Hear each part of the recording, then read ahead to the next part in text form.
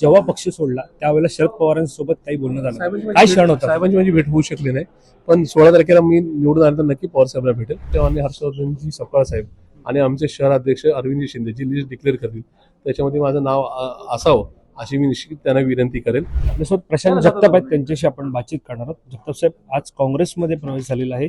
सातत्यानं चर्चा होती की प्रशांत जगताप नेमकं कोणत्या पक्षामध्ये जाणार आहे, काय सांगाल एकंदरीत आज पक्षप्रवेश? नाही, या ठिकाणी कुठेही दुसऱ्या चुकीच्या पक्षात जाण्याचा माझा निर्णय नव्हता. जर मी राष्ट्रवादी काँग्रेस पार्टीमध्ये 26.5 वर्ष काढले असेल तर आपण या ठिकाणी याच काँग्रेस विचार किंवा शिवशाहू फुले आंबेडकर विचारधारेवर जावं अशा प्रकारचा माझा निर्णय होता. त्याप्रमाणे मी आज या ठिकाणी आलेलो आहे आणि मला असं वाटतं की ही विचारधारा घेऊन मी आयुष्याच्या अखेरच्या क्षणापर्यंत नक्की राहील. ज्या प्रकारे आता प्रशांत जगताप काँग्रेसमध्ये आलेले आहेत, त्यांनी प्रवेश काँग्रेसमध्ये केलेला आहे, त्यामुळे आता प्रशांत जगताप हे काँग्रेससाठी पूर्णपणे यश मिळवून देणाऱ्या पुण्यातलं नेतृत्व. मी 16 तारखेपर्यंत माझ्या निवडणुकीमध्ये बिझी राहील, कारण की पुणे महापालिकेच्या निवडणुकीमध्ये मी उमेदवार सुद्धा आहे. पण तिथे पुढे त्याच्या पुढे रोज पुण्यात, महाराष्ट्रात, देशामध्ये भाजपचे वाटोळ होते, त्या सगळ्या चुकीच्या गोष्टीच्या विरोधात मी काँग्रेसच्या बॅनर खाली रस्त्यावर आलेलो दिसेल.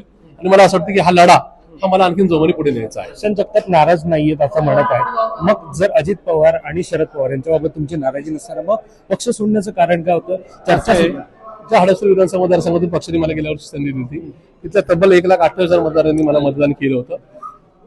त्यांनी ज्या पक्षाच्या किंवा चिन्हाच्या विरोधात मला मतदान केलं होतं तिथं परत चुकीचा नका माझा संदेश जाऊ नये याच्यासाठी घेतलेला हा निर्णय आहे.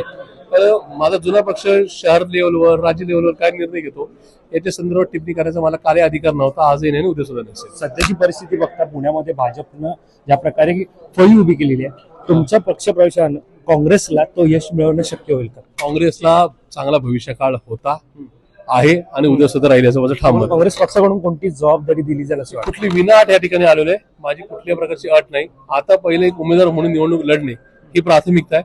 भविष्यकाळामध्ये काँग्रेस जी संधी देईल, काँग्रेस नेतृत्व जी मला सूचना करेल, आदेश येईल, तुम्ही नक्की पाळा. शहराध्यक्ष होता, आता तीच अपेक्षा आहे? नाही, बिलकुल कुठल्या अपेक्षा नाही. मी विना अपेक्षा इथं आलेलो आहे आणि मला असं वाटतं की काँग्रेसचे कार्यकर्ता म्हणून ओळख राहणे ही सुद्धा खूप शरद पवारांप्रती तुमची श्रद्धास्थान आहे. जेव्हा पक्ष सोडला त्यावेळेला शरद पवारांसोबत काही बोलणं झालं, काय क्षण होता? साहेबांची माझी भेट होऊ शकली नाही, पण 16 तारखेला मी निवडून आल्यानंतर नक्की पवार साहेबांना भेटेल. काही माणसं, काही व्यक्ती जन्माला आल्यानंतर त्यांना पक्षाच्या चौकटीत बांधून ठेवू नये. निवडून आल्यानंतर नक्की जाईल. एक दुसरा भाग असा आहे की मी जरी त्या पक्षात नसलो तरी पवार साहेब श्रद्धास्थान होते, आहेत आणि उद्या सुद्धा काँग्रेसचा पहिला उमेदवार जाहीर झाला असं समजायचं, कारण तुम्ही निवडून नाही, तसं नाही. ते निर्णय घेण्याचा अधिकार पक्ष नेतृत्वाला आहे. माननीय प्रांताध्यक्ष माननीय हर्षवर्धनजी सपकाळ साहेब आणि आमचे शहर अध्यक्ष अरविंदजी शिंदे जी लिस्ट डिक्लेअर करतील त्याच्यामध्ये माझं नाव असावं अशी मी निश्चित त्यांना विनंती करेल.